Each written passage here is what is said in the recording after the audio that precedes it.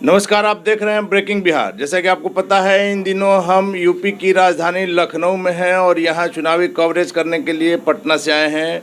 इसी कड़ी में आज हम आए हैं मोहनलालगंज के सांसद और केंद्रीय राज्य मंत्री कौशल किशोर जी के पास। इनसे जानेंगे यूपी की सियासत। इन दिनों आप समझ सकते हैं लखनऊ में काफ़ी ठंड है, लेकिन राजनीतिक गर्माहट काफ़ी ज़्यादा है। हम जानेंगे कौशल किशोर जी से। सर, सबसे पहले ब्रेकिंग बिहार में आपका स्वागत है सर। Thank you. क्या हाल है सर? यूपी में आप लोग का इस बार तो राह थोड़ा मुश्किल लग रही है। कोई मुश्किल नहीं है। पिछले बार से चाहे एक ही सीट ज़्यादा जीतेंगे। हर विधानसभा सीट पर वोट बढ़ा है और जनता का रुझान भी है।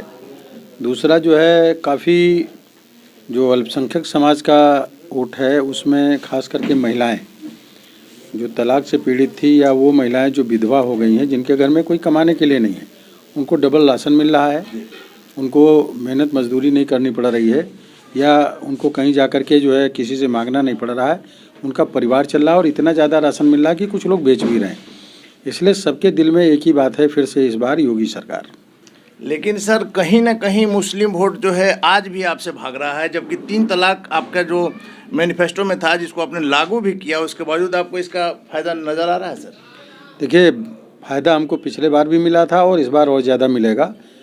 मुस्लिम वोट में 2 टाइप के लोग हैं, एक उदारवादी और दूसरे कट्टरवादी। जो कट्टरवादी हैं वो मानवतावादी सोच नहीं रखते, वो केवल जो है उनका नुकसान हो जाए, लेकिन किसी भी प्रकार का नुकसान हो जाए वो अपनी कट्टरता पे रहते हैं। लेकिन जो उदारवादी होते हैं वो अपना भी भला चाहते हैं, लोग का भी भला चाहते हैं। और इस्लाम में साफ सी बात की गई है कि किसी के दीन को बुरा ना कहो, आप अपने दीन पे काम करो, किसी दूसरे दीन की बुराई करने की ज़रूरत नहीं है।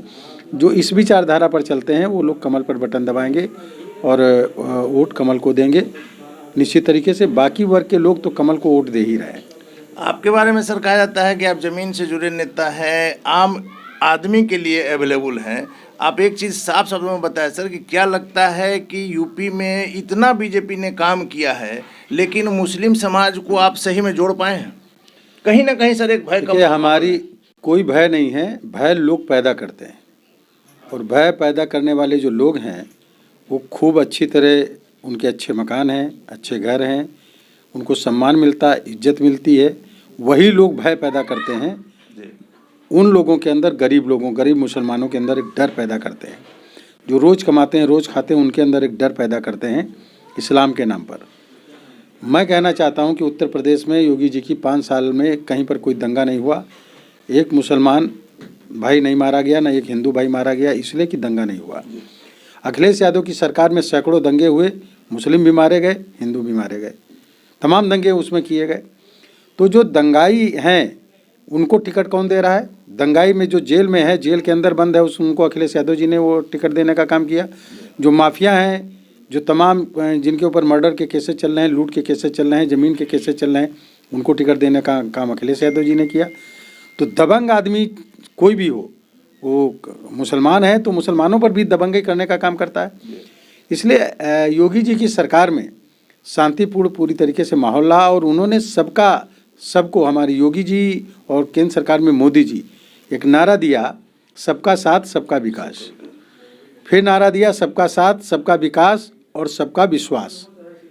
फिर अब की 2019 में जब आए तब उन्होंने कहा सबका साथ सबका विकास, सबका विश्वास और सबका प्रयास।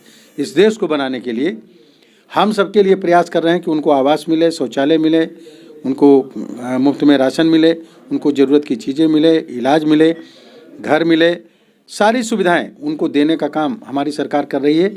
जाति और धर्म के नाम पर नहीं, इस देश में निवास करने वाले लोगों को देने का काम कर रही है।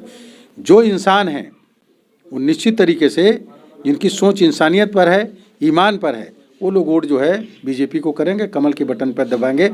और जो लोग केवल नाम के लिए अपना नाम मुसलमान रखे हुए हैं और उनके अंदर ईमान नहीं है, वही वोट नहीं देंगे बीजेपी को। क्योंकि इस्लाम में साफ साफ कहा गया ये बात कि पहले पड़ोसी को देखो, वो सही काम कर रहा है तो उसकी मदद करो। इस्लाम में कहा गया है कि इंसानों की मदद करो, ये नहीं कहा गया कि मुसलमानों की मदद करो। इंसानों की मदद करने के लिए कहा गया है। और कोई इंसान की अगर मदद करता है, कोई सरकार अगर लोगों की जीविका चलाता है, कोई सरकार अगर लोगों के रोटी कपड़ा मकान के संसाधन जुटाने का काम करती है, अखिलेश जी जैसा नहीं। अखिलेश जी तो इस्लाम के खिलाफ काम किए। इस्लाम में कब्र पक्की बनाना जो है शरीयत के खिलाफ है, लेकिन अखिलेश यादव ने कब्रिस्तान को पक्की बना करके हैंड पाइप लगा करके उन्होंने इस्लाम के खिलाफ काम किया है। जो सच्चा मुसलमान होगा वो इसी सवाल पर वोट नहीं देगा, उनको उनकी खिलाफत करने का काम करेगा। मौलाना अली मियाँ को जिंदा वली कहते थे और काबे की एक चाबी उनके पास रहती थी, एक चाबी वहाँ के बादशाह के पास पूरी दुनिया में, उनको जिंदा वली कहा जाता था। रायबरेली में चले जाइए, उनकी कब्र कच्ची बनी हुई है। जो व्यक्ति, जो भी मुस्लिम भाई इस बात को समझता है कि इस्लाम माने क्या है, उसका वोट जो है कमल पर ही दबेगा। जो लोग भड़का रहे हैं उन लोगों को, उनके भड़काने में नहीं आएंगे।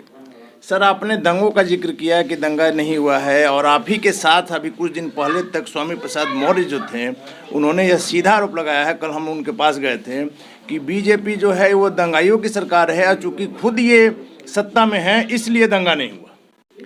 एक गाना आपने सुना होगा कि झूठ बोले कौवा काटे। जी। ये तो गाना है, वास्तव में झूठ बोलने वालों को कौवा काटता नहीं है। अगर काटता होता तो सबसे ज़्यादा उन्हीं को काटता। और हमने सर ये सवाल भी उनसे किया कि जब आप उनके साथ सत्ता में थे तब बुराई नज़र नहीं आई, तो उन्होंने कहा कि मैं उनकी बुराइयों को देखने के लिए ही अंदर तक गया था। कि जब तक के आचार संहिता नहीं लागू हो गई तब तक के पूरी तरीके से सत्ता का भोग किया। और बुराई क्या देखी उन्होंने? अगर बुराई देखने तो देखिए, जिंदा दिल इंसान वो है जहाँ रहते हुए बात कहे, वहाँ से भाग करके जा करके चिल्लाए, वो आदमी जिंदा दिल नहीं कह रहा था। और इसीलिए जनता ने उनको जो है नेगलेक्ट कर दिया है। जनता उनकी बात सुनने के लिए तैयार नहीं। सर, हमने ये सवाल भी किया कि आप अभी अपनी समाजवादी पार्टी में चले गए हैं और आपकी बेटी अभी बीजेपी में है, तो इस पर उन्होंने कहा कि मैं इस पर ध्यान नहीं दे रहा हूँ और मेरा सीधा अर्जुन की तरह सिर्फ और सिर्फ योगी जी को हटाने का लक्ष्य है। माननीय स्वामी प्रसाद मौर्य जी हमारे मित्र हैं। उनकी बात पर जब उनकी बेटी विश्वास नहीं करती तो जनता कैसे विश्वास करेगी? निश्चित तरीके से। इसलिए जो है वो खुद घबराए हुए हैं, परेशान हुए हैं कि पाला बदल करके हमने बड़ी गलती की। सर, मुनव्वर राना जो कि काफ़ी मशहूर शायर हैं, कवि हैं, उनके बारे में आप जानते होंगे, यहीं रहते भी हैं लखनऊ में। उनका एक बयान आया है कि यदि योगी जी फिर आते हैं तो मैं लखनऊ छोड़ दूंगा। क्या ये सर मुस्लिम वोट को एकजुट करने के लिए इन्होंने ये बयान दिया है? और योगी जी तो आएंगे ही। अब मुनव्वर राना जी को चाहिए कि अगर लखनऊ छोड़ना चाहते हैं, यूपी छोड़ना चाहते हैं, तो उनको अपना बिस्तर वगैरह बांध लेना चाहिए, क्योंकि योगी जी आ रहे हैं। आ ही रहे हैं योगी जी। सर, एक चीज़ और है, हम लोग 3 दिनों से लखनऊ घूम रहे हैं। आपको हमने बताया कि पटना से हम इसी के लिए आए भी हैं। सर, हमने सभी पार्टियों के कार्यालय में गए हैं तो देखा कि समाजवादी पार्टी में सबसे ज़्यादा सर उत्साह नज़र आ रहा है। ऐसा क्यों?